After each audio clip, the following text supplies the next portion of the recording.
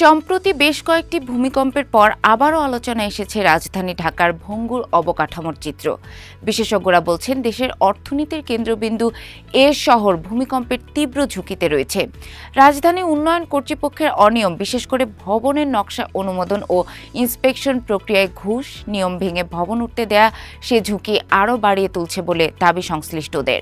গত ২১ নভেম্বরের ভূমিকম্পে ক্ষতিগ্রস্ত ভবনগুলোর প্রকৃত অবস্থা যাচাইয়ের লক্ষ্যে পুরান ঢাকার আরমানিটোলা, মুগদা ও বাড্ডার আলাতুন্নেসা স্কুল ও কলেজ সরজমিনে পরিদর্শন করেছিলেন রাজধানী উন্নয়ন কর্তৃপক্ষ রাজুকের চেয়ারম্যান ইঞ্জিনিয়ার মোহাম্মদ রিয়াজুল ইসলাম।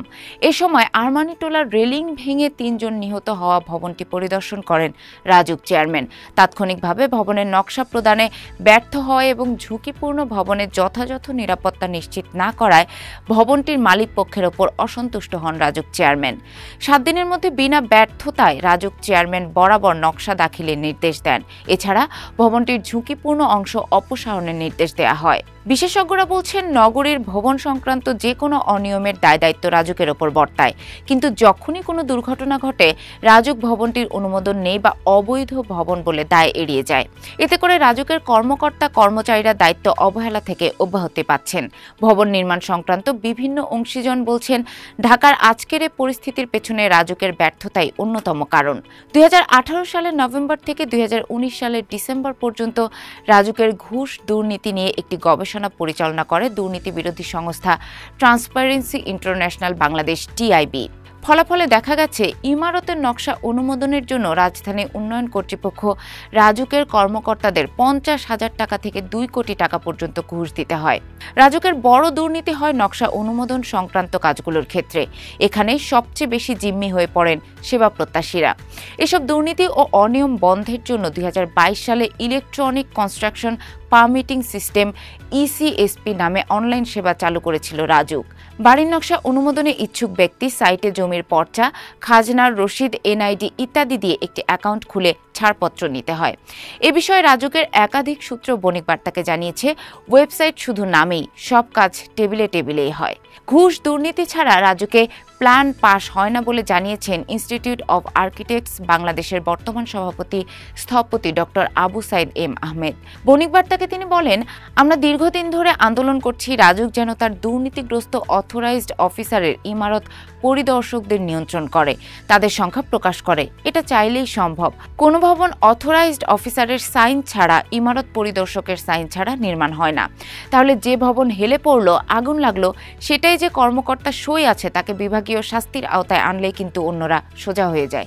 কিন্তু রাজুক সেটা করে না। তারা শুধু ভবন মালিককে জরিমানা করে, ভবন ভেঙে দেয়, কিন্তু নিজেদের দায়িত্বে অবহেলার কোনো শাস্তি তারা দেয় না। কোনো ভবনের নিয়মের ব্যত্যয় ঘটা মানে রাজুকের সংশ্লিষ্ট অথরাইজড অফিসার, পরিদর্শক সঠিকভাবে দায়িত্ব পালন করেননি।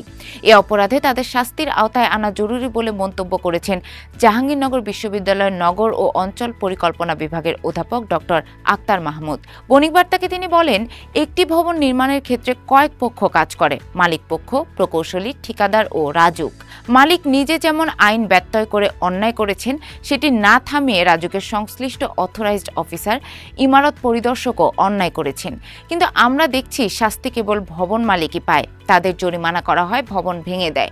কিন্তু যে অথরাইজড অফিসার নিজের দায়িত্বে অবহেলা করেন, মোটা অঙ্কের ঘুষ খেয়ে বসে আছেন, তাকে কিন্তু শাস্তি দেওয়া হয় না। ঘুষটা হয়তো সবসময় প্রমাণিত নয়, কিন্তু দায়িত্ব অবহেলা তো এড়ানোর সুযোগ নেই।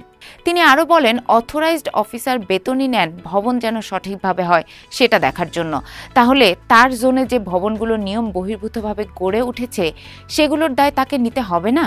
সংশ্লিষ্টরা বলছেন, রাজুকের কর্মকর্তাদের দুর্নীতির কারণে রাজধানীর বড় অংশই গড়ে উঠেছে বিপজ্জনক নগরী হিসেবে। বিশেষ করে পুরান ঢাকা, মোহাম্মদপুর, বসিলা, কেরানীগঞ্জ, রুহিতপুর, ডেমরা, চিটাগং রোড, রূপগঞ্জের মতো এলাকার ভবন মালিকরা রাজুকের অনুমোদন ছাড়াই ভবন তুলে ফেলছেন।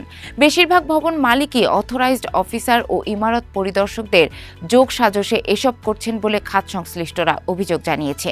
এ বিষয়ে জানতে চাইলে বেসরকারি আবাসন প্রতিষ্ঠান ভ্যারিয়েটস বিল্ডার্সের ব্যবস্থাপনা পরিচালক মোহাম্মদ মাহমুদুল হাসান বণিক বার্তাকে বলেন, রাজুক কাগজে কলমে নিট অ্যান্ড ক্লিন প্রতিষ্ঠান। তারা আজ পর্যন্ত নিয়ম ভেঙে কোনো ভবনের অনুমোদন দেয়নি, কিন্তু ভবন মালিকদের সঙ্গে অলিখিত চুক্তি থাকে। সঠিক নকশা দেয়া হলেও ভবন যেভাবে খুশি বানানোর ক্ষেত্রে কোনো পদক্ষেপ নেয় না। লেনদেন ঠিক থাকলে কেউ কিছু বলে না। কোনো দুর্ঘটনা ঘটলে মূল নকশা দেখিয়ে রাজুকের কর্মকর্তারা পার পেয়ে যান। তবে ভবনের নিয়ম ব্যত্যয় করার ক্ষেত্রে মালিকই মূল দোষী বলে মনে করেন রাজুক চেয়ারম্যান মোহাম্মদ রিয়াজুল ইসলাম। এ প্রসঙ্গে বণিক বার্তাকে তিনি বলেন, রাজুক কাউকে প্ল্যান করে দেয় না। বাড়িওয়ালারাই ইঞ্জিনিয়ার বা আর্কিটেক্ট দিয়ে বাড়ির প্ল্যান করে রাজুকে জমা দেন এই শর্তে যে রাজুকের নিয়ম মোতাবেক করবেন। পরে তারা সেটা না মানলে জরিমানা কিংবা শাস্তি দিতে হলে সেই বাড়িওয়ালাদেরই দেওয়া উচিত। এর দায়ভার রাজুকের না। যদিও ভিন্ন কথা বলছেন গৃহায়ন ও গণপূর্ত মন্ত্রণালয়ের সচিব মোহাম্মদ নজরুল ইসলাম। তিনি বলেন, সরকারি কর্মকর্তা কর্মচারীদের অ্যাকাউন্টেবিলিটি ও সুশাসন না থাকার কারণে অনেক ক্ষেত্রে ব্যত্যয় হয়েছে। আমরা মন্ত্রণালয় থেকে দুর্নীতির বিরুদ্ধে জিরো টলারেন্স ঘোষণা করেছি। যেসব অথরাইজড অফিসার এ ধরনের অপরাধের সঙ্গে জড়িত বলে প্রমাণ মিলেছে, আমরা তাদের ক্ষমতা কেড়ে নিয়েছি। আমরা সিদ্ধান্ত নিয়েছি এসব অথরাইজড অফিসারকে শাস্তির আওতায় আনব।